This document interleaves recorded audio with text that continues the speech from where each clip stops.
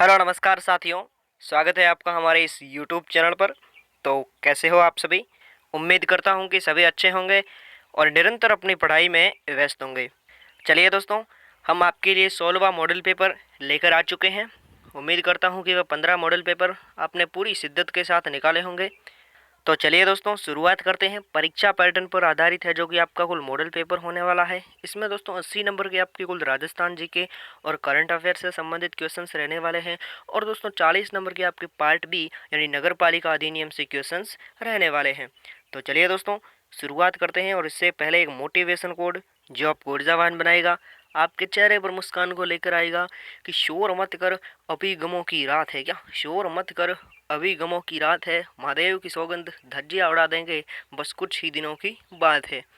अभी दोस्तों जो आपके माँ बाप से कह रहे हैं कि तेरा बेटा या तेरा बेटी कुछ नहीं कर सकता, उन्हें बस ये कहो कि धज्जियां उड़ा देंगे, बस कुछ ही दिनों की बात है। एक बार बस रिजल्ट आने दे। क्या एक बार बस रिजल्ट आने दे, फिर हम तुझे बताएंगे कि हम क्या चीज़ है ना। तो चलिए दोस्तों, फटाफट से जुड़ जाइए। पहला प्रश्न ये रहा आपका। पहला प्रश्न है आपका कि डेगाना क्षेत्र और राजस्थान के किस खनिज के लिए जाना जाता है? जल्दी से बताइए। डेगाना क्षेत्र राजस्थान के किस खनिज के लिए जाना जाता है? याद करो दोस्तों, किसके लिए जाना जाता है? जल्दी से बताइए। टंगस्टन के लिए। बिल्कुल सही है। ऑप्शन नंबर सी छापिएगा, इसका एकदम सही आंसर है। चलिए, अगला प्रश्न है आपका। अगला है आपका कि राजस्थान के किस जिले में कच्छारी मिट्टी नहीं पाई जाती है? देखिए दोस्तों, क्वेश्चन को किस प्रकार है जो कि घुमाकर पूछ रहा है। राजस्थान के किस जिले में कच्छारी मिट्टी नहीं पाई जाती है? याद करो दोस्तों, करौली जिले में पाई जाती है, अलवर में भी पाई जाती है और धौलपुर में भी पाई जाती है। लेकिन बाड़मेर जिले में है जो कि कच्छारी मिट्टी नहीं पाई जाती है। बिल्कुल सही है आपका आंसर। ऑप्शन नंबर बी छापना इसका एकदम सही आंसर है।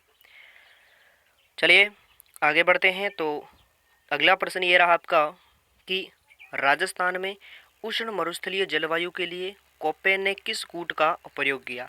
बड़ा महत्वपूर्ण सवाल है दोस्तों, जल्दी से बताइए। राजस्थान में उष्ण मरुस्थलीय जलवायु के लिए कोपेन ने है जो कि किस कूट का प्रयोग किया? याद करो दोस्तों, किस कूट का प्रयोग किया? जल्दी से बताइए, किसका प्रयोग किया था? राजस्थान में उष्ण मरुस्थलीय जलवायु के लिए कोपेन ने किस कूट का प्रयोग किया? याद करो दोस्तों। WH, BWHW। बिल्कुल बिल्कुल सही है। ऑप्शन नंबर सी छापना इसका एकदम सही आंसर हो जाएगा, BWHW। चलिए, वहीं आपका अगला प्रश्न है कि कौन सा जिला राज्य के शुष्क प्रदेश में शामिल नहीं है? जल्दी से बताइए दोस्तों, कौन सा जिला है जो कि राज्य की शुष्क प्रदेश में शामिल नहीं है? जल्दी से बताइए दोस्तों, फटाफट से बताइए कौन सा जिला राज्य के शुष्क प्रदेश में शामिल नहीं है। याद है आपको? बड़ा महत्वपूर्ण सवाल है, बड़ा इजी सवाल भी है। कौन सा जिला शामिल नहीं है? जयपुर। बिल्कुल ऑप्शन नंबर सी छापना इसका एकदम करेक्ट आंसर हो जाएगा। चलिए फटाफट से आगे बढ़ते हैं। अगला प्रश्न है आपका कि राजस्थान में क्षेत्रफल की दृष्टि से सबसे छोटा कृषि जलवायु खंड कौन सा है? जल्दी से बताइए दोस्तों, आया हुआ क्वेश्चन है। राजस्थान में क्षेत्रफल की दृष्टि से सबसे छोटा कृषि जलवायु खंड कौन सा है? याद है आपको? कौन सा है? जल्दी से बताइए, कौन सा है? आर्द्र दक्षिणी मैदानी क्षेत्र। बिल्कुल सही है। ऑप्शन नंबर ए छापना। क्या ऑप्शन नंबर ए इसका एकदम सही आंसर है। चलिए, अगला प्रश्न ये रहा आपका कि सरिस्का अभ्यारण्य को राष्ट्रीय पार्क का स्तर कब प्रदान किया गया? याद करो दोस्तों, सरिस्का अभ्यारण्य कहाँ पर है? अलवर में है। उसे है जो कि राष्ट्रीय पार्क का स्तर कब प्रदान किया गया? याद करो दोस्तों, कब प्रदान किया गया? जल्दी से बताइए, कब प्रदान किया गया? 1990 को। बिल्कुल सही। ऑप्शन नंबर डी छापना इसका एकदम करेक्ट आंसर है। चलिए, अगला प्रश्न ये रहा आपका। अगला है आपका कि रणथंभौर राष्ट्रीय उद्यान और रामगढ़ विषधारी अभ्यारण्य के बीच बाघों के आवागमन को सुगम बनाने के लिए किसकी स्थापना की गई?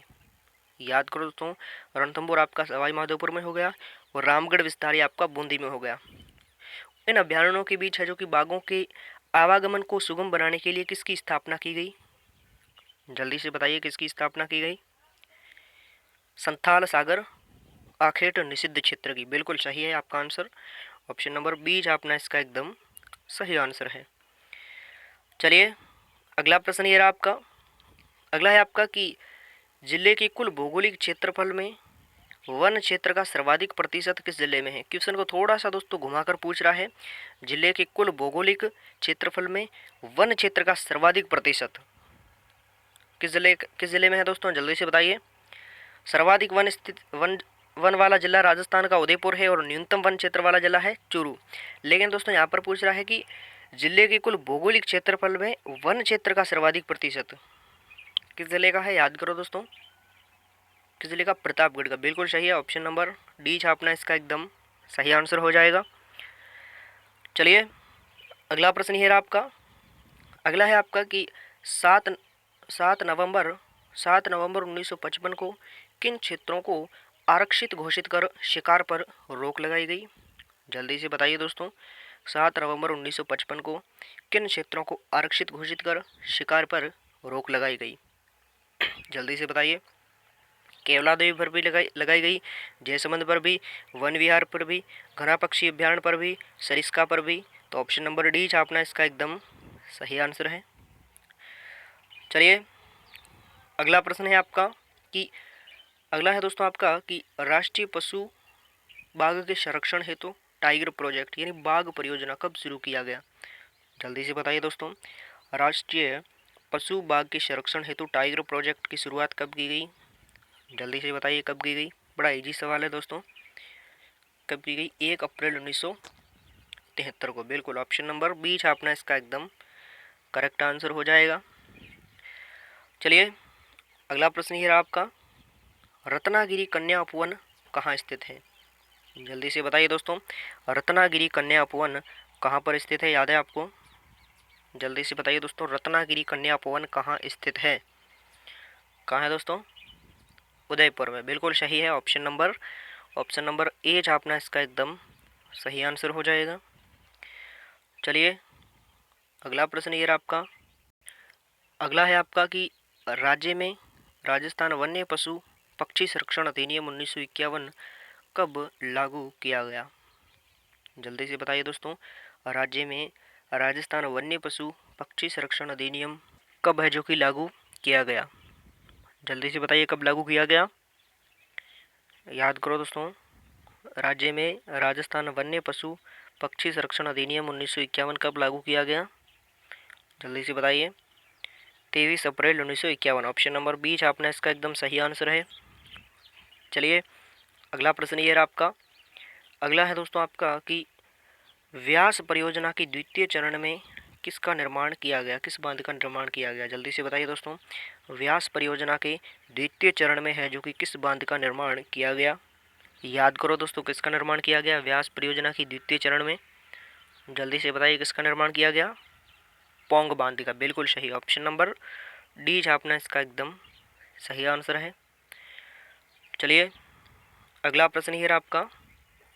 अगला है आपका कि ग्रेनाइट पत्थर व चूना पत्थर से निर्मित बांध कौन सा है। जल्दी से बताइए दोस्तों, ग्रेनाइट पत्थर व चूना पत्थर से निर्मित बांध कौन सा है, याद करो कौन सा बांध है। जल्दी से बताइए। ग्रेनाइट पत्थर एवं चूना पत्थर से निर्मित बांध पूछ रहा है, याद करो दोस्तों कौन सा बांध है। जवाई बांध। बिल्कुल जवाई बांध आपका कहाँ पर है, पाली में है, जो ग्रेनाइट पत्थर एवं चूने पत्थर से निर्मित बांध है। और अगर दोस्तों आपसे पूछे कि राज्य में मिट्टी से निर्मित बांध कौन सा है, तो पांचना बांध हो गया, ये आपका करौली में है। और माही बजाज सागर बांध, याद करो दोस्तों, बांसवाड़ा का जो राजस्थान का सबसे लंबा बांध भी है। और बंद बारेठा आपका भरतपुर का हो गया। तो इन सारी चीज़ों को आपको नोट करना है। चलिए अगला प्रश्न ये रहा आपका। अगला है दोस्तों आपका कि राजस्थान की सबसे बड़ी प्राकृतिक झील कौन सी। सांबर झील का अधिकांश भाग किस जिले में स्थित है। जल्दी से बताइए दोस्तों, राजस्थान की सबसे बड़ी प्राकृतिक झील सांबर झील का अधिकांश भाग किस जिले में स्थित है, याद है आपको। जल्दी से बताइए दोस्तों किस जिले में है किस जिले में है। जयपुर में। बिल्कुल सही है, ऑप्शन नंबर ए छापिएगा, इसका एकदम सही आंसर हो जाएगा।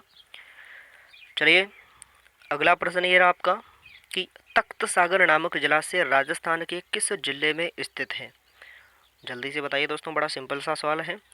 तख्त सागर नामक जलाशय राजस्थान के किस जिले में स्थित है, याद करो दोस्तों किस जिले में है। जल्दी से बताइए। तख्त सागर नामक जलाशय कहाँ पर है, जोधपुर में, बिल्कुल सही है। ऑप्शन नंबर ए छापिएगा, इसका एकदम सही आंसर हो जाएगा। चलिए फटाफट से आगे बढ़ते हैं। तो अगला प्रश्न है आपका कि निम्न में से कौन सा तालाब बहूजी की तालाब के नाम से जाना जाता है।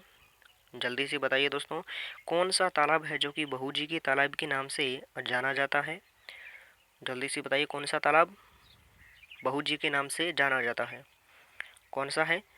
स्वरूप सागर, बिल्कुल सही। ऑप्शन नंबर डी छापना इसका एकदम सही आंसर है।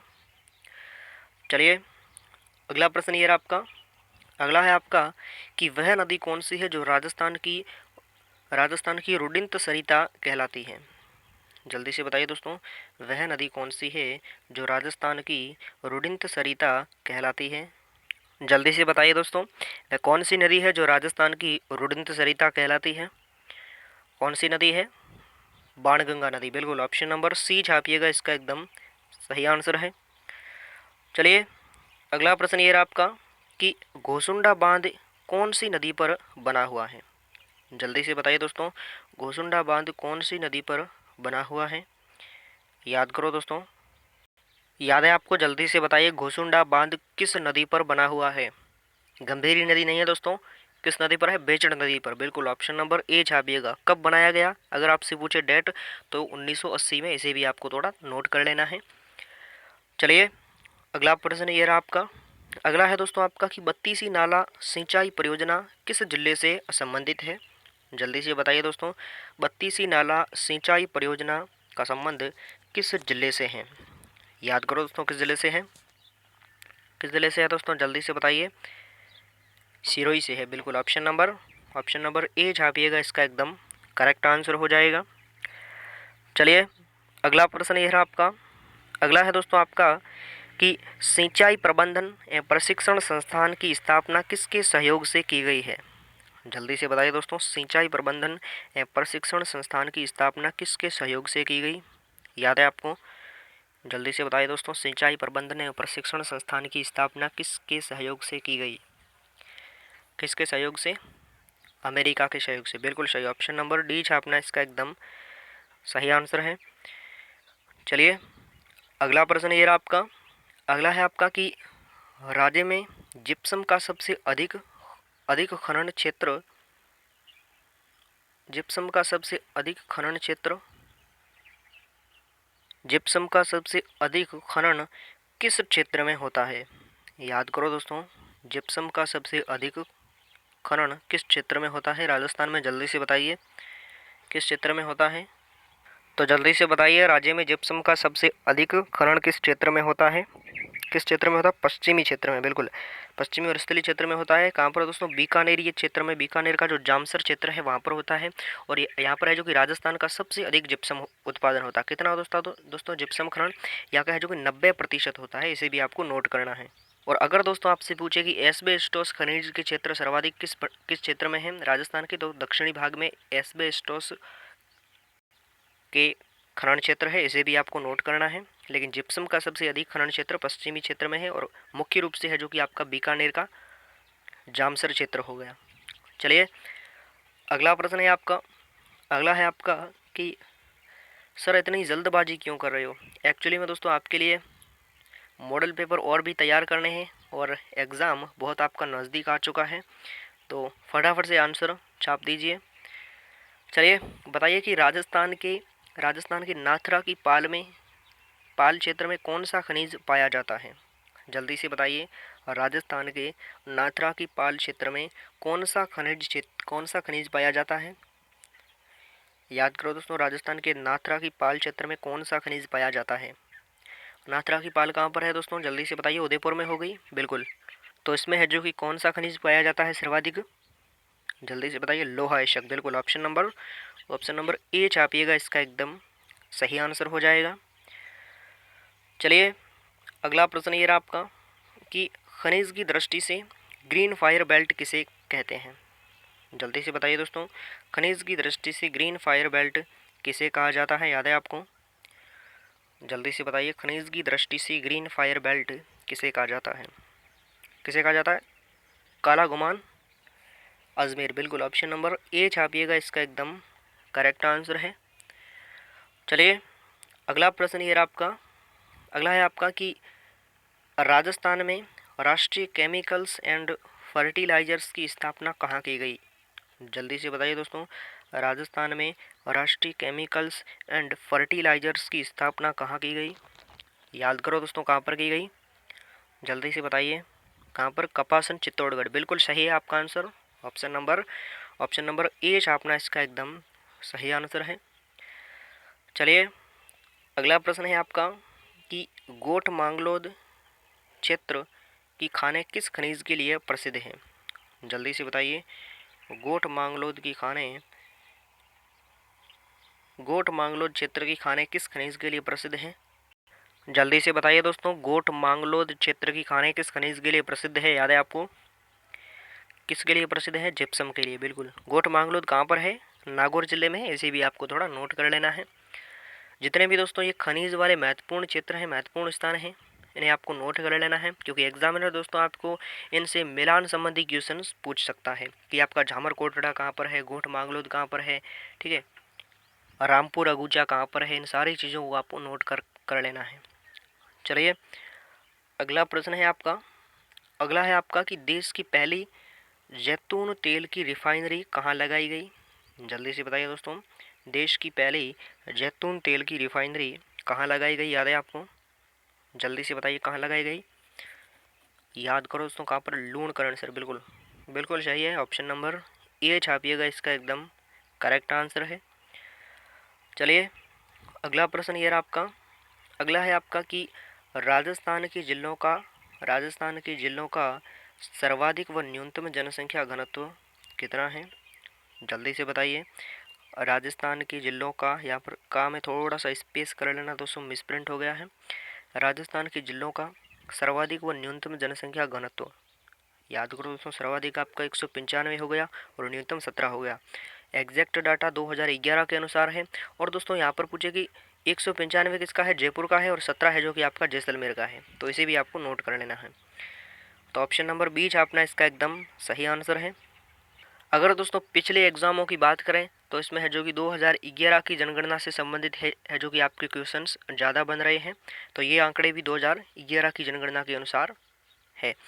चलिए, अगला प्रश्न है आपका, अगला है आपका कि राजस्थान में सबसे कम लिंगानुपात वाला जिला कौन सा है? जल्दी से बताइए, राजस्थान में सबसे कम लिंगानुपात वाला जिला कौन सा है? सर्वाधिक लिंगानुपात वाला जिला कौन सा? कमेंट बॉक्स में छापिए, कौन सा है? हाँ जी, अब बताइए कि राजस्थान में सबसे कम लिंगानुपात वाला जिला कौन सा है? कौन सा जिला है? धौलपुर जिला। बिल्कुल सही। ऑप्शन नंबर बी छापना इसका एकदम सही आंसर है। चलिए, अगला प्रश्न ये रहा आपका, अगला है आपका कि राष्ट्रीय कृषि विपणन संस्थान कहाँ स्थित है? जल्दी से बताइए, राष्ट्रीय कृषि विपणन संस्थान कहाँ स्थित है? याद करो दोस्तों, कहाँ पर है राष्ट्रीय कृषि विपणन संस्थान? जल्दी से बताइए, कहाँ पर है राष्ट्रीय कृषि विपणन संस्थान? कहाँ पर है? जयपुर में। बिल्कुल, ऑप्शन नंबर डी छापना इसका एकदम सही आंसर है। चलिए, अगला प्रश्न ये रहा आपका, अगला है आपका कि गोवत्सो परियोजना नौहर किस जिले में स्थित है? जल्दी से बताइए दोस्तों, गोवत्सो परियोजना नौहर किस जिले में स्थित है? याद करो दोस्तों, किस जिले में स्थित है? बड़ा सिंपल सा सवाल है। गोवत्सो परियोजना नौहर किस जिले में स्थित है? किस जिले में है? जल्दी से बताइए, किस जिले में है? हनुमानगढ़ में। बिल्कुल, ऑप्शन नंबर सी छापना इसका एकदम सही आंसर है। चलिए, अगला प्रश्न है आपका कि घोसुंडी शिलालेख में कौन से धर्म की प्रधानता बताई गई है? जल्दी से बताइए, घोसुंडी शिलालेख में कौन से धर्म की प्रधानता बताई गई है? याद करो दोस्तों, कौन से धर्म की? बौद्ध की, दोस्तों भगवत की। ऑप्शन नंबर सी छापना इसका एकदम सही आंसर है। चलिए, अगला प्रश्न ये रहा आपका, अगला है आपका कि 1793 ईस्वी में रचित तारीख ए राजस्थान नामक ग्रंथ के लेखक कौन है? जल्दी से बताइए, 1793 ईस्वी में रचित तारीख ए राजस्थान नामक ग्रंथ के लेखक कौन है? बड़ा सिंपल सा सवाल है, कौन है दोस्तों? जल्दी से बताइए, कौन है? कालीराम कायस्थ। बिल्कुल, ऑप्शन नंबर डी छापना इसका एकदम करेक्ट आंसर हो जाएगा। चलिए, अगला प्रश्न ये रहा आपका कि किस प्रतिहार राजा के काल में प्रसिद्ध ग्वालियर प्रशस्ति की रचना की गई। जल्दी से बताइए दोस्तों, किस प्रतिहार राजा के काल में प्रसिद्ध है जो कि ग्वालियर प्रशस्ति की रचना की गई। जल्दी से बताइए, किस प्रतिहार राजा के काल में प्रसिद्ध ग्वालियर प्रशस्ति की रचना की गई। फटाफट से बताइए, किसके समय? भोज प्रथम के समय, बिल्कुल। ऑप्शन नंबर सी छापना इसका एकदम सही आंसर है। चलिए, अगला यह रहा आपका कि मारवाड़ परगनारी विगत ग्रंथ किसने लिखा। जल्दी से बताइए, मारवाड़ परगनारी विगत ग्रंथ किसने लिखा, याद है आपको? जल्दी से बताइए, किसने लिखा था? याद करो दोस्तों, किसने लिखा था? मुहम्मद नैणसी, बिल्कुल सही है आपका आंसर। ऑप्शन नंबर सी छापिएगा, इसका एकदम सही आंसर है। चलिए, अगला प्रश्न ये रहा आपका कि सिंधु घाटी सभ्यता से लेकर गुप्त वंश तक के नमूनों का संग्रह किस म्यूजियम में है। बड़ा इंपॉर्टेंट सवाल है दोस्तों, जल्दी से बताइए, सिंधु घाटी सभ्यता से लेकर गुप्त वंश तक के नमूनों का संग्रह किस म्यूजियम में स्थित है। किस म्यूजियम में है, याद करो दोस्तों, जल्दी से बताइए, किस म्यूजियम में है? किस म्यूजियम में है, जल्दी से बताइए। बीकानेर में, बिल्कुल। ऑप्शन नंबर बी छापना इसका एकदम करेक्ट आंसर हो जाएगा। चलिए, अगला ये रहा आपका कि उदयपुर से प्राप्त हुआ सामोली शिलालेख किस समय का है। जल्दी से बताइए दोस्तों, उदयपुर से प्राप्त हुआ सामोली शिलालेख किस समय का है, याद है आपको? जल्दी से बताइए, किस समय का है? 7वीं सदी का, बिल्कुल। ऑप्शन नंबर ए छापना इसका एकदम करेक्ट आंसर हो जाएगा। चलिए, अगला यह रहा आपका कि किस अभिलेख का रचयिता जैता नामक जैन मुनि था। जल्दी से बताइए दोस्तों, किस अभिलेख का रचयिता जैता नामक जैन मुनि था। याद करो दोस्तों, किस अभिलेख का था? जल्दी से बताइए, किस अभिलेख का रचयिता जैता नामक जैन मुनि था। किसका? बीकानेर की प्रशस्ति, बिल्कुल सही है। ऑप्शन नंबर सी छापना इसका एकदम करेक्ट आंसर है। चलिए, अगला यह रहा आपका, अगला है आपका कि प्रतापगढ़ राज्य से संबंधित सिक्का कौन सा है। बड़ा इजी सवाल है दोस्तों, जल्दी से बताइए, प्रतापगढ़ राज्य से संबंधित सिक्का कौन सा है। याद करो दोस्तों, कौन सा सिक्का है? शालिम शाही, बिल्कुल बिल्कुल सही। ऑप्शन नंबर ए छापिएगा, इसका एकदम करेक्ट आंसर है। शालिम शाही सिक्का प्रतापगढ़ से, और डोडिया शाही कहाँ का है, अक्षय शाही कहाँ का है, याद है आपको? चलिए, जितने भी आपके ये छोटे मोटे कंफ्यूज करने वाले क्वेश्चन हैं, इनकी क्लास लाएंगे दोस्तों आपके एग्ज़ाम के एक दिन पहले। चलिए, फटाफट से आगे बढ़ते हैं। तो अगला प्रश्न ये रहा आपका कि अशोक का शिलालेख कहाँ से प्राप्त हुआ है। जल्दी से बताइए दोस्तों, अशोक का शिलालेख कहाँ से प्राप्त हुआ है, याद है आपको? कहाँ से प्राप्त हुआ है, जल्दी से बताइए। अशोक का शिलालेख कहाँ से प्राप्त हुआ, जल्दी से बताइए। अशोक का शिलालेख कहाँ से प्राप्त हुआ है, कहाँ से प्राप्त हुआ है, याद करो दोस्तों। बेराट से, बिल्कुल। ऑप्शन नंबर बी छापना इसका एकदम करेक्ट आंसर हो जाएगा। चलिए, अगला यह रहा आपका कि जोधपुर में गोराधाय नामक की छतरी का निर्माण किसने करवाया। जल्दी से बताइए दोस्तों, जोधपुर में गोराधाय नामक की छतरी का निर्माण किसने करवाया था। याद करो दोस्तों, किसने करवाया था, जल्दी से बताइए। जोधपुर में गोराधाय नामक की छतरी का निर्माण किसने करवाया था, किसने करवाया था, याद है आपको? जल्दी से बताइए दोस्तों, जोधपुर में गोराधाय नामक की छतरी का निर्माण किसने करवाया था, किसने करवाया था? Ajit Singh. Option number B छापना इसका एकदम करेक्ट आंसर है।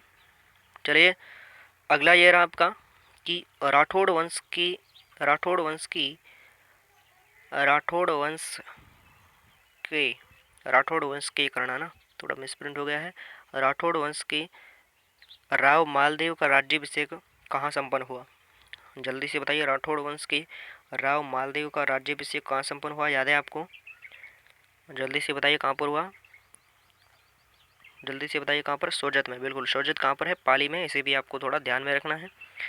चलिए, और यहाँ की मेहंदी भी प्रसिद्ध है, ये तो आपको खैर याद ही होगा ना। चलिए, अगला ये रहा आपका, अगला है आपका कि एकलिंग जी का मंदिर वर्तमान में कौन से जिले में स्थित है। जल्दी से बताइए दोस्तों, एकलिंग जी का मंदिर वर्तमान में कौन से जिले में स्थित है। जल्दी से बताइए दोस्तों, वर्तमान जिला पूछ रहा है, एकलिंग जी का मंदिर वर्तमान में कौन से जिले में स्थित है? याद है आपको? कौन से जिले में है, जल्दी से बताइए। कौन से में है? राजसमंद में, बिल्कुल ऑप्शन नंबर ए छापिएगा, इसका एकदम करेक्ट आंसर है। चलिए अगला प्रश्न ये रहा आपका। अगला है आपका कि केलवाड़ा को महाराणा प्रताप ने है जो कि हल्दी घाटी युद्ध के समय अपना मुख्य नियंत्रण केंद्र बनाया था, यह स्थान दोस्तों किस जिले में स्थित है? जल्दी से बताइए। केलवाड़ा को महाराणा प्रताप ने हल्दी घाटी युद्ध के समय अपना मुख्य नियंत्रण केंद्र बनाया था, यह स्थान किस जिले में स्थित है? याद करो दोस्तों, किस जिले में है यह स्थान? किस जिले में है, जल्दी से बताइए। किस जिले में? राजसमंद में, बिल्कुल ऑप्शन नंबर बी छापिएगा, इसका एकदम करेक्ट आंसर है। चलिए अगला ये रहा आपका कि विजय स्तंभ का मुख्य सूत्रधार कौन था?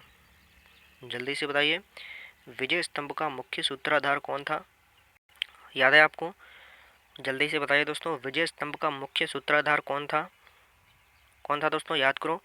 जैता, बिल्कुल ऑप्शन नंबर ए छापिएगा, इसका एकदम करेक्ट आंसर है। चलिए अगला यह रहा आपका कि जयपुर का वास्तुकार कौन था? जल्दी से बताइए दोस्तों, जयपुर का वास्तुकार कौन था? याद है आपको? जल्दी से बताइए कौन था? जयपुर का वास्तुकार कौन था? जल्दी से बताइए, जयपुर का वास्तुकार कौन था? विद्याधर भट्टाचार्य, बिल्कुल ऑप्शन नंबर सी छापना, इसका एकदम करेक्ट आंसर है। चलिए अगला यह रहा आपका कि सवाई जयसिंह ने मारवाड़ की कौन सी राजकुमारी से विवाह किया? इसका ऑप्शन आपको कमेंट बॉक्स में गोली की तरह छाप कर बताना है, हर मॉडल पेपर की तरह इसका ऑप्शन भी आपको कमेंट बॉक्स में छाप कर बताना है, ठीक है। सवाई जयसिंह ने मारवाड़ की कौन सी राजकुमारी से विवाह किया? इसका ऑप्शन आपको कमेंट बॉक्स में छाप कर बताना, बड़ा सिंपल सा सवाल है। चलिए अगला यह रहा आपका कि तुंगा का युद्ध किस वर्ष लड़ा गया? जल्दी से बताइए। पहले तो ये बताइए, तुंगा का युद्ध किसके मध्य लड़ा गया? क्योंकि ये युद्ध दोस्तों बार बार एग्जाम में पूछा जा चुका है, बड़ा इंपॉर्टेंट सवाल है। जल्दी से बताइए, तुंगा का युद्ध किस वर्ष लड़ा गया? किस वर्ष लड़ा गया? 1787 को, बिल्कुल ऑप्शन नंबर बी छापना, इसका एकदम करेक्ट आंसर है। चलिए अगला यह रहा आपका कि चौहान वंश की सबसे प्रसिद्ध शाखा कौन सी थी? चौहान वंश की सबसे प्रसिद्ध शाखा कौन सी थी? याद है आपको?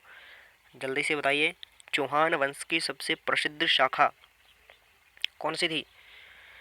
याद करो दोस्तों, चौहान वंश की सबसे प्रसिद्ध शाखा कौन सी थी? सांबर, बिल्कुल ऑप्शन नंबर डी छापना, इसका एकदम करेक्ट आंसर है। चलिए अगला यह रहा आपका कि कौन सी माता का प्रसिद्ध मंदिर प्रतापगढ़ में स्थित है? जल्दी से बताइए दोस्तों, कौन सी माता का प्रसिद्ध मंदिर प्रतापगढ़ में स्थित है? याद करो दोस्तों, कौन सी माता का प्रसिद्ध मंदिर प्रतापगढ़ में स्थित है? जल्दी से बताइए। पॉलिटी के दोस्तों आप चिंता मत करो, पॉलिटी के है जो कि सारे नोट्स मैंने टेलीग्राम पर डाल रखे हैं, और वह टॉपिक है ना दोस्तों जो मैंने टेलीग्राम पर डाले हैं उनसे बाहर है जो कि आपके पॉलिटी में कुछ नहीं पूछने वाला है। और दोस्तों सबसे ज़्यादा विद्यार्थियों के यही कमेंट्स आ रहे हैं कि सर पॉलिटी की मैराथन क्लास लगाइए, है ना, तो आपके लिए पॉलिटी की मैराथन क्लास ही लाएंगे। चलिए बताइए, कौन सी माता का प्रसिद्ध मंदिर प्रतापगढ़ में स्थित है? याद करो दोस्तों, कौन सी माता का? भंवर माता का, बिल्कुल ऑप्शन नंबर सी छापना, इसका एकदम करेक्ट आंसर है। चलिए अगला यह रहा आपका। अगला है आपका कि किस राज्य के साथ की गई संधि को पुनः संशोधित किया गया? थोड़ा मिसप्रिंट हो गया है। किस राज्य के साथ की गई संधि को की गई हाँ जी बताइए, किस राज्य के साथ की गई संधि को पुनः संशोधित किया गया था? याद करो दोस्तों, कोटा, बिल्कुल ऑप्शन नंबर ए छापना, इसका एकदम करेक्ट आंसर है। चलिए अगला यह रहा आपका कि निम्न में से किस व्यवस्था की विशेषताओं को भारत के संविधान में सम्मिलित किया गया है? जल्दी से बताइए। पॉलिटी से संबंधित बड़े महत्वपूर्ण क्वेश्चन आ गए हैं कि निम्न में से किस व्यवस्था की विशेषताओं को भारत के संविधान में सम्मिलित किया गया है? याद करो तो दोनों संघीय व एकात्मक व्यवस्था की विशेषताएं, बिल्कुल ऑप्शन नंबर सी छापना, इसका एकदम सही आंसर है। चलिए अगला ये रहा आपका कि संघीय सूची में कितने विषय सम्मिलित किए गए हैं। याद करो दोस्तों, संघीय सूची में है जो कि कुल कितने विषय सम्मिलित किए गए हैं, जल्दी से बताइए कितने विषय सम्मिलित किए गए हैं। कुल है जो कि आपके 97। बिल्कुल ऑप्शन नंबर ए छापना इसका एकदम करेक्ट आंसर है। चलिए अगला यह रहा आपका कि केंद्र सरकार केंद्र और राज्य के संबंधों की समीक्षा हेतु किस आयोग की नियुक्ति की गई है। जल्दी से बताइए, केंद्र और राज्य संबंधों की समीक्षा हेतु किस आयोग की नियुक्ति की गई थी। याद करो दोस्तों, किस आयोग की नियुक्ति की गई थी, जल्दी से बताइए किस आयोग की। याद करो दोस्तों, सरकारिया आयोग। बिल्कुल ऑप्शन नंबर बी छापना इसका एकदम सही आंसर है। चलिए अगला यह रहा आपका, अगला है आपका कि भारत के राष्ट्रपति का निर्वाचन करते हैं कौन से सदस्य, जल्दी से बताइए। भारत के राष्ट्रपति का निर्वाचन कौन करते हैं, याद करो, जल्दी से बताइए कौन करते हैं। बड़ा इंपॉर्टेंट सवाल है, कौन करते हैं। संसद के दोनों सदनों और राज्य विधानसभाओं के निर्वाचित सदस्य। बिल्कुल ऑप्शन नंबर डी छापना इसका एकदम। चलिए अगला प्रश्न ये रहा आपका, अगला है आपका कि राष्ट्रपति शासन लागू लागू किया जाता है किस अनुच्छेद के अंतर्गत। जल्दी से बताइए दोस्तों, राष्ट्रपति शासन लागू किया जाता है किस अनुच्छेद के अंतर्गत। जल्दी से बताइए अनुच्छेद कौन सा, 356। बिल्कुल ऑप्शन नंबर सी छापना इसका एकदम सही आंसर है। चलिए अगला प्रश्न ये रहा आपका कि केंद्रीय मंत्रिपरिषद सामूहिक रूप से उत्तरदायी होती है किसके प्रति। जल्दी से बताइए दोस्तों, केंद्रीय मंत्रिपरिषद सामूहिक रूप से किसके प्रति उत्तरदायी होते हैं।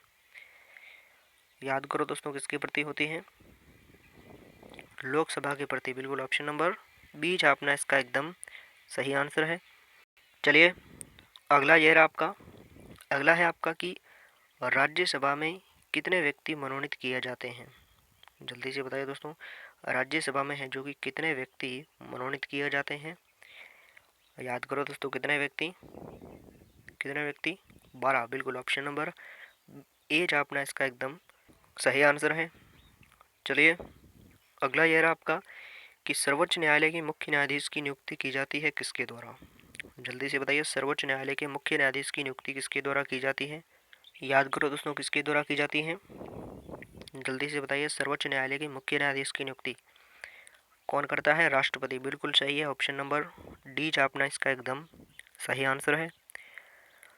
चलिए अगला यह रहा आपका कि सर्वोच्च न्यायालय के द्वारा दिए गए निर्णय की पुनर्वलोकन शक्ति किसे प्राप्त है। बड़ा इंपॉर्टेंट सवाल है दोस्तों, जल्दी से बताइए। सर्वोच्च न्यायालय द्वारा दिए गए निर्णय की पुनरावलोकन शक्ति किससे प्राप्त है। याद करो दोस्तों, किसे प्राप्त है, जल्दी से बताइए। सर्वोच्च न्यायालय। बिल्कुल सर्वोच्च न्यायालय के पास है, ऑप्शन नंबर सी छापना इसका एकदम सही आंसर है। चलिए अगला यह रहा आपका कि सर्वोच्च न्यायालय के न्यायाधीश की सेवानिवृत्ति आयु क्या है। जल्दी से बताइए दोस्तों, सर्वोच्च न्यायालय के न्यायाधीश की सेवानिवृत्ति आयु क्या है। याद करो दोस्तों, क्या है, 65 वर्ष। ऑप्शन नंबर ए छापना इसका एकदम करेक्ट आंसर है। चलिए अगला यह रहा आपका कि राज्य के गवर्नर की नियुक्ति कौन करते हैं।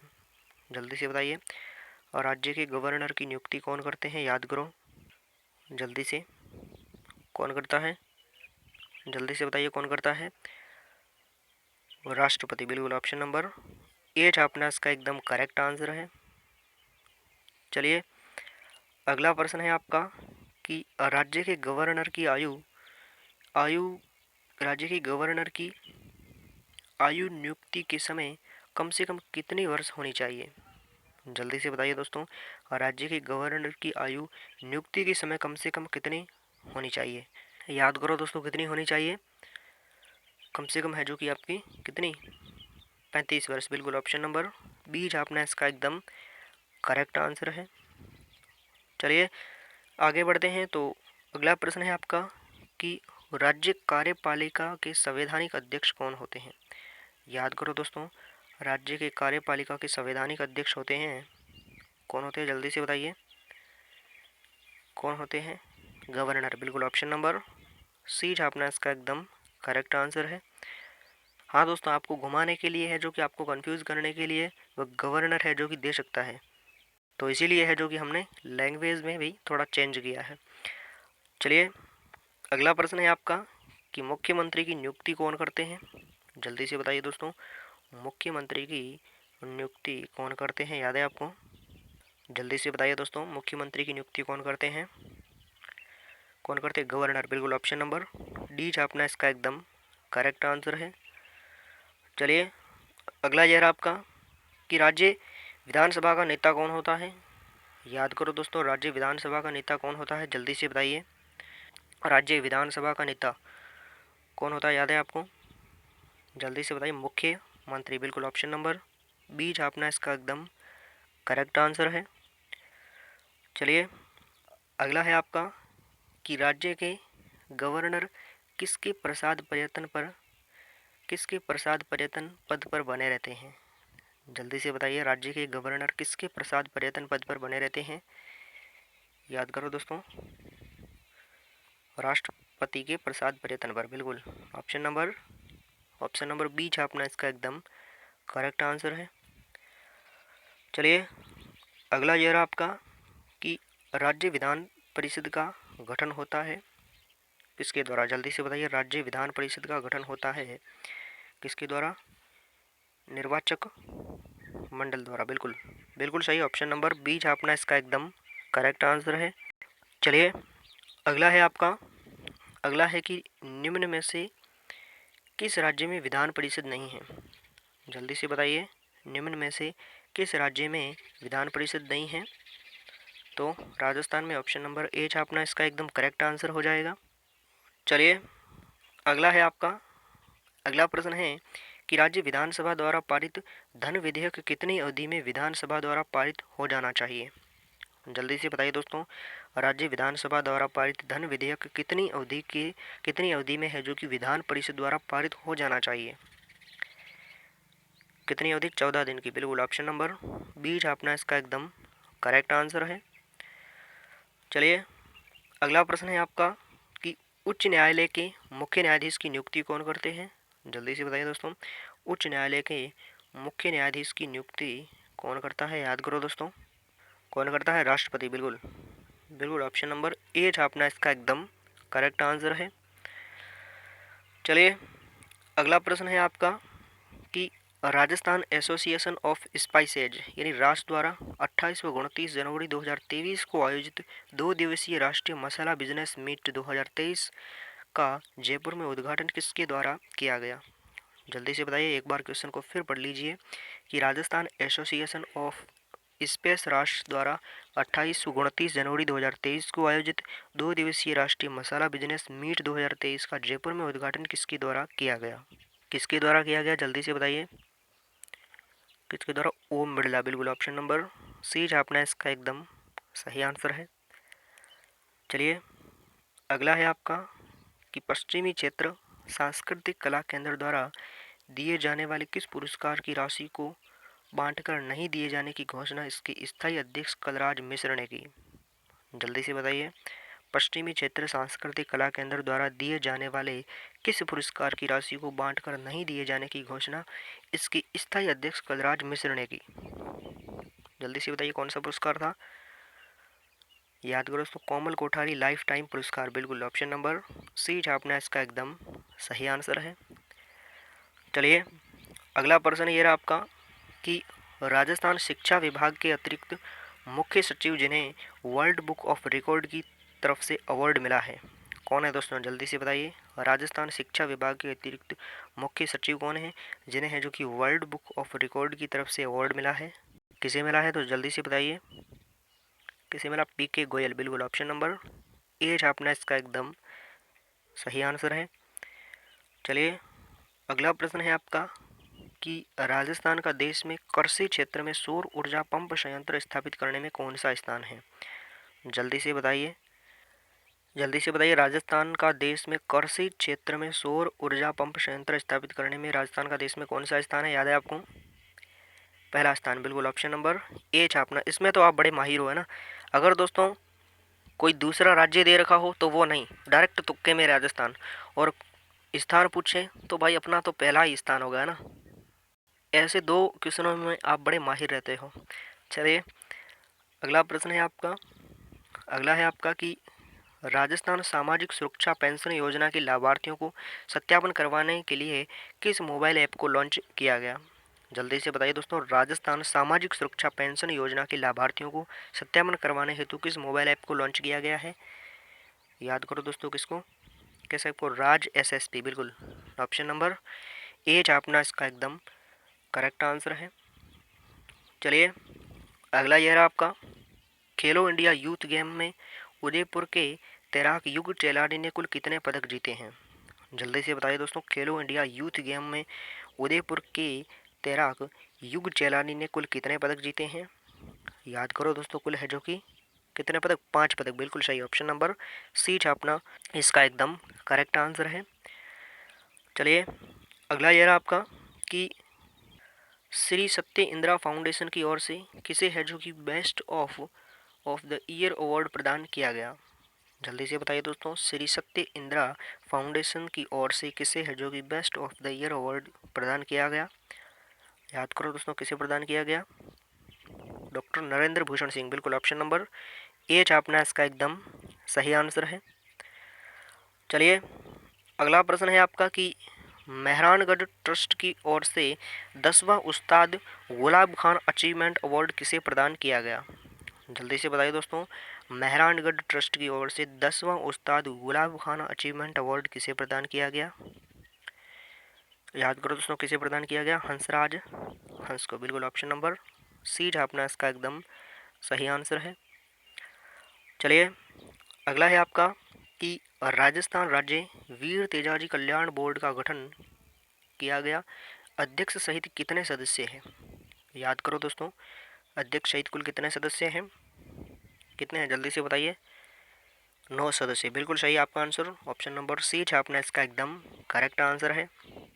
चलिए अगला यह रहा आपका कि भादवावाला ग्राम पंचायत को प्रदेश की पहली चिरंजीवी ग्राम पंचायत घोषित किया गया, ये किस जिले में स्थित है? जल्दी से बताइए, भादवावाला ग्राम पंचायत किस जिले में स्थित है जहाँ है जो कि प्रदेश की पहली चिरंजीवी ग्राम पंचायत घोषित किया गया? याद करो दोस्तों, किस जिले में है? जल्दी से बताइए किस जिले में है?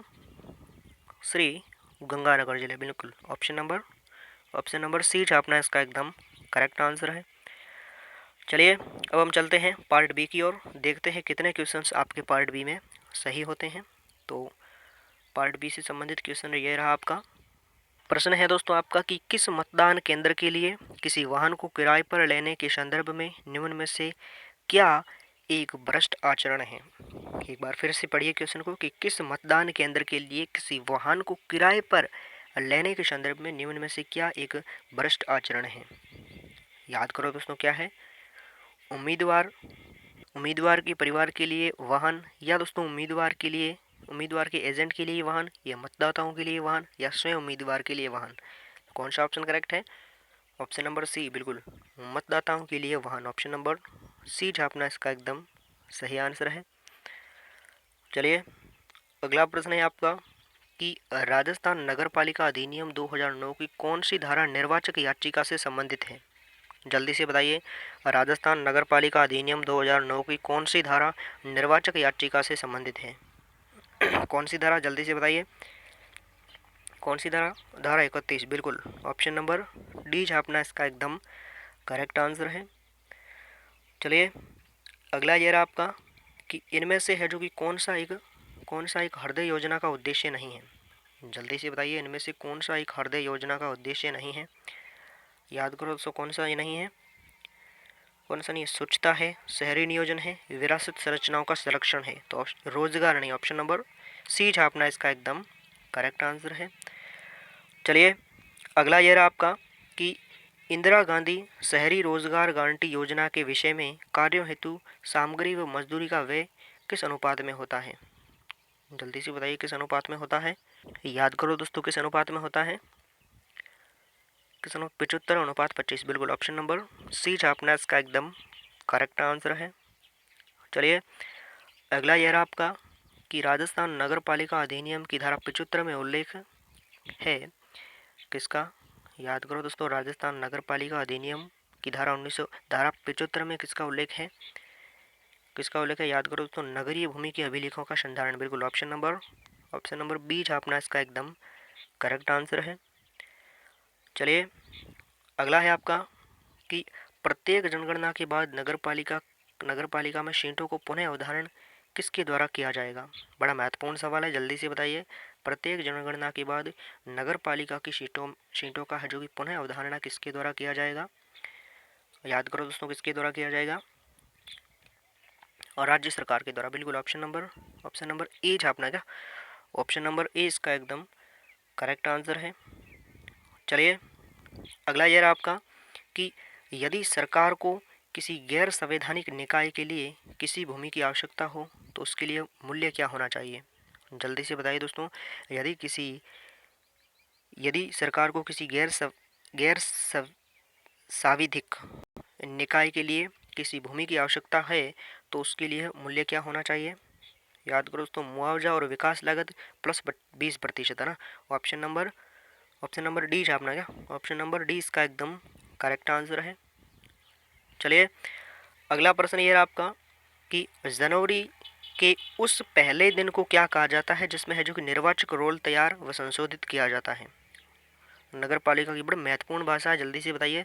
जनवरी के उस पहले दिन को क्या कहा जाता है जिसमें निर्वाचन रोल तैयार व संशोधित किया जाता है? याद करो दोस्तों, उसे है जो कि चयनित तिथि कहते हैं। बिल्कुल बड़ा सिंपल सा सवाल है। ऑप्शन नंबर ए छापना इसका एकदम करेक्ट आंसर है। चलिए अगला प्रश्न है आपका कि नगर पालिका अधिनियम 2009 के किस अध्याय का संबंध नगर पालिका के गठन व शासन से है? जल्दी से बताइए दोस्तों, नगर पालिका अधिनियम 2009 के किस अध्याय का संबंध नगर पालिका के गठन और शासन से है? कौन सा अध्याय है? जल्दी से बताइए। अध्याय 2। बिल्कुल ऑप्शन नंबर बी छापना इसका एकदम करेक्ट आंसर है। चलिए अगला यह रहा आपका कि अमृत मिशन 2.0 के संबंध में निम्नलिखित कथनों पर विचार कीजिए। याद करो दोस्तों, इसमें है जो कि परियोजनाओं के लिए धन केंद्र, राज्य और शहरी स्थानीय निकायों यूएलबी द्वारा साझा किया जाएगा। और दोस्तों अटल मिशन का मकसद आत्मनिर्भर भारत की दिशा में कदम बढ़ाना है। कौन सा कथन सही है? जल्दी से बताइए कौन सा कथन है। फिर से पढ़ लीजिए क्वेश्चन को। कौन सा क्वेश्चन? कौन सा आंसर सही? Option number C. बिल्कुल ऑप्शन नंबर सी छापना इसका एकदम करेक्ट आंसर है। चलिए अगला यह रहा आपका कि नगर पालिका अधिनियम 2009 के तहत नगर पालिका में रिक्त पदों की संख्या उसकी कुल सीटों की संख्या के 2/3 से अधिक होने पर क्या प्रभाव पड़ता है? याद करो दोस्तों, नगर पालिका अधिनियम 2009 के तहत नगर पालिका में रिक्त पदों की संख्या उसकी सीटों की संख्या के 2/3 से अधिक होने पर क्या प्रभाव पड़ता है? याद करो दोस्तों, प्रभाव क्या पड़ेगा? नगर पालिका का विघटन। बिल्कुल विघटन हो जाएगा। ऑप्शन नंबर ए छापना इसका एकदम सही आंसर हो जाएगा। चलिए अगला ये रहा आपका कि जिस नगर पालिका में एससी व एसटी की संयुक्त जनसंख्या नगर पालिका की कुल जनसंख्या की 70% से अधिक हो वहाँ पर है जो कि ओबीसी की सीट क्या होगी? जल्दी से बताइए। जिस नगर पालिका में एससी एसटी की संख्या संयुक्त जनसंख्या नगर पालिका की कुल जनसंख्या के है जो कि 70% से अधिक हो तो वहाँ पर ओबीसी की सीट क्या होगी? याद करो दोस्तों, ओबीसी की सीट 0 होगी। बिल्कुल ऑप्शन नंबर डी छापना इसका एकदम करेक्ट आंसर हो जाएगा। चलिए अगला प्रश्न ये रहा आपका कि राजस्थान नगर पालिका अधिनियम 2009 की धारा 2 में वर्णित पूर्व दिवस में क्या शामिल है? याद करो दोस्तों, पूर्व दिवस में शामिल क्या है? जल्दी से बताइए। राजस्थान नगर पालिका अधिनियम 2009 की धारा 2 में वर्णित पूर्व दिवस में शामिल है कौन से? पूर्व सप्ताह और है जो कि आपके रविवार और अन्य अवकाश के दिन, ये शामिल है। ऑप्शन नंबर डी छापना इसका एकदम करेक्ट आंसर है। चलिए अगला प्रश्न ये रहा आपका कि स्वच्छ भारत मिशन 2.0 की शुरुआत कब हुई? जल्दी से बताइए दोस्तों, स्वच्छ भारत मिशन 2.0 की शुरुआत कब हुई? जल्दी से बताइए कब हुई, याद है आपको? कब हुई जल्दी से बताइए। स्वच्छ भारत 2.0 की शुरुआत 1 अक्टूबर 2021 को। बिल्कुल ऑप्शन नंबर बी छापना इसका एकदम सही आंसर है। चलिए अगला प्रश्न है आपका कि भोजन की गुणवत्ता सही नहीं होने पर किसने है जो कि शिकायत कर सकते हैं? किसे शिकायत कर सकते हैं? याद करो दोस्तों, किससे शिकायत कर सकते हैं? जल्दी से बताइए। भोजन की गुणवत्ता सही नहीं होने पर किसे शिकायत कर सकते हैं? किसे कर सकते हैं? संबंधित नगरीय निकाय को, जिला कलेक्टर को और स्वायत्त शासन विभाग को। ऑप्शन नंबर कौन सा करेक्ट है? ऑप्शन नंबर डी छापना इसका एकदम सही आंसर हो जाएगा। चलिए अगला है आपका कि नगर पालिका के विघटन के संबंध में निम्नलिखित सही कथनों पर विचार करना है। जल्दी से बताइए। नगर पालिका के विघटन के संबंध में निम्नलिखित में से सही कथनों पर विचार कीजिए। विघटन की तारीख से 6 माह के अंदर चुनाव होना जरूरी है और नवगठित नगर पालिका का कार्यकाल शेष बचा समय ही रहेगा, और यदि नगर पालिका का कार्यकाल 6 माह की शेष बचा है तो पुनः चुनाव करवाना जरूरी है और नगर पालिका के चुनाव राज्य चुनाव आयोग द्वारा करवाए जाएंगे। तो कौन सा ऑप्शन करेक्ट है? जल्दी से बताइए कौन सा ऑप्शन। याद करो दोस्तों, ऑप्शन नंबर कौन सा? ऑप्शन नंबर डी, बिल्कुल ऑप्शन नंबर डी छापना इसका एकदम सही आंसर हो जाएगा। चलिए अगला ये रहा आपका कि विकास क्षेत्र में निम्न के लिए अनुजा आवश्यक नहीं है। याद करो दोस्तों, क्या अनुजा आवश्यक नहीं है? भवन के आंतरिक भाग में परिवर्तन और प्राधिकारी के आदेश द्वारा संक्रमण और खेती के लिए कुआं उत्खनन। ऑप्शन नंबर डी छापना इसका एकदम करेक्ट आंसर है। चलिए अगला ये रहा आपका कि नगरीय निकायों के निर्वाचन के बारे में सही कथन। याद करो दोस्तों, सही कथन कौन सा है? जल्दी से बताइए कौन सा कथन सही है? नगरीय निकायों के 3 स्तरीय पार्षदों का चुनाव प्रत्यक्ष विधि द्वारा किया जाता है और त्रिस्तरीय निकायों के सभी अध्यक्षों का चुनाव अप्रत्यक्ष विधि से होता है। और दोस्तों नगरीय निकायों का उपचुनाव मुख्य निर्वाचन अधिकारी द्वारा किया जाता है। कौन सा ऑप्शन करेक्ट है? जल्दी से बताइए। ऑप्शन नंबर ए छापना, 1 और 2, बिल्कुल ऑप्शन नंबर ए इसका एकदम सही आंसर हो जाएगा। चलिए अगला ये रहा आपका कि राजस्थान नगर पालिका अधिनियम में यदि किसी वार्ड में समिति से एक ही वार्ड है तो उस वार्ड का अध्यक्ष, याद करो दोस्तों कौन होगा? जल्दी से बताइए। उसी वार्ड का नगर पालिका का सदस्य, बिल्कुल ऑप्शन नंबर सी छापना इसका एकदम करेक्ट आंसर है। चलिए अगला ये रहा आपका कि धारा 299 के अधीन समझौता करने वाले सशक्त व्यक्ति की कार्यवाही को नियमित करेगी। कौन करेगी? जल्दी से बताइए। धारा 299 के अधीन समझौता करने वाले सशक्त व्यक्ति की कार्यवाही को विनियमित करेगा कौन? याद करो दोस्तों, राज्य सरकार द्वारा, बिल्कुल राज्य सरकार द्वारा विनियमन होगा। ऑप्शन नंबर सी छापना इसका एकदम करेक्ट आंसर हो जाएगा। चलिए अगला ये रहा आपका कि राजस्थान नगर पालिका अधिनियम 2009 के संदर्भ में निम्न में से किसे है जो कि राज्य में विभिन्न नगर पालिकाओं के लिए अध्यक्षों के कार्यकाल का आवंटन करने के लिए सशक्त किया गया है? जल्दी से बताइए। राजस्थान नगर पालिका अधिनियम 2009 के संदर्भ में निम्न में से किसे है जो कि राज्य में विभिन्न नगर पालिकाओं के लिए अध्यक्षों के कार्यालयों का आवंटन करने के लिए सशक्त किया गया है? याद करो दोस्तों, किसे किया गया है? राज्य सरकार को, बिल्कुल सही ऑप्शन नंबर सी छापना इसका एकदम करेक्ट आंसर हो जाएगा। चलिए अगला ये रहा आपका कि धारा 23 की उपधारा 2 के अधीन दंडित व्यक्ति किस आदेश से है जो कि नगर पालिका का सदस्य चुने जाने से निर्हृत होगा, और यदि उन्होंने चुनाव के दौरान यानों और लाउड स्पीकर का उपयोग किया था तो कौन सा ऑप्शन करेक्ट है? जल्दी से बताइए कौन सा? राज्य निर्वाचन आयोग, बिल्कुल ऑप्शन नंबर ए छापना इसका एकदम सही आंसर है। चलिए अगला यह रहा आपका कि राजस्थान नगर पालिका अधिनियम 2009 की किस धारा में उपभोक्ता प्रभार उद्घृत करने की शक्ति का उल्लेख किया गया है? जल्दी से बताइए दोस्तों, राजस्थान नगर पालिका अधिनियम 2009 की किस धारा में उपभोक्ता प्रभार उद्घृत करने की शक्ति का उल्लेख किया गया है? किस धारा में? जल्दी से बताइए। याद करो दोस्तों, धारा 104, बिल्कुल ऑप्शन नंबर सी छापना इसका एकदम सही आंसर है। चलिए अगला ये रहा आपका कि NULM ने किस योजना का स्थान लिया है? जल्दी से बताइए दोस्तों, NULM ने किस योजना का स्थान लिया है? याद है आपको? जल्दी से बताइए किस योजना का? स्वर्ण जयंती शहरी रोजगार योजना, बिल्कुल ऑप्शन नंबर ए छापना इसका एकदम करेक्ट आंसर है। चलिए अगला प्रश्न ये रहा आपका कि राजस्थान नगर पालिका अधिनियम 2009 के अनुसार धारा 256 के अंतर्गत नगर पालिका द्वारा स्थापित और प्रबंधित अग्निशामक बल को क्या कहा जाता है? जल्दी से बताइए दोस्तों, राजस्थान नगर पालिका अधिनियम 2009 के अनुसार धारा 256 के अंतर्गत नगर पालिका द्वारा स्थापित और प्रबंधित अग्निशामक बल को क्या कहा जाता है? याद करो दोस्तों, क्या कहता है? फायर ब्रिगेड, बिल्कुल ऑप्शन नंबर ए छापना इसका एकदम करेक्ट आंसर है। चलिए अगला ये रहा आपका कि नगर पालिका के स्थानों की कुल कुल संख्या में से आधे स्थान आरक्षित है किसके लिए? जल्दी से बताइए, आधे स्थान किसके लिए आरक्षित है? याद करो दोस्तों, महिलाओं के लिए। बिल्कुल, कितने हैं? 50% है जो कि इन्हें रिजर्वेशन मिलता है। ऑप्शन नंबर सी छापना इसका एकदम करेक्ट आंसर हो जाएगा। चलिए अगला प्रश्न ये रहा आपका कि मिलान करना है, जल्दी से कीजिए। सदस्यों के लिए साधारण नागरिकता धारा 21A में है और सदस्यों के सदस्य होने के लिए अर्हत व्यक्ति धारा 24 और निर्वाचक नामावली में रजिस्ट्रीकरण के लिए निहित धारा 21 और कतिपय स्थानों पर निर्वाचित के लिए विशेष अर्हताएं धारा 14। तो जल्दी से मिलान कीजिए, जल्दी से कीजिए दोस्तों, कौन सा ऑप्शन सही है? याद करो दोस्तों, ऑप्शन नंबर सी, बिल्कुल ऑप्शन नंबर सी इसका एकदम सही आंसर है।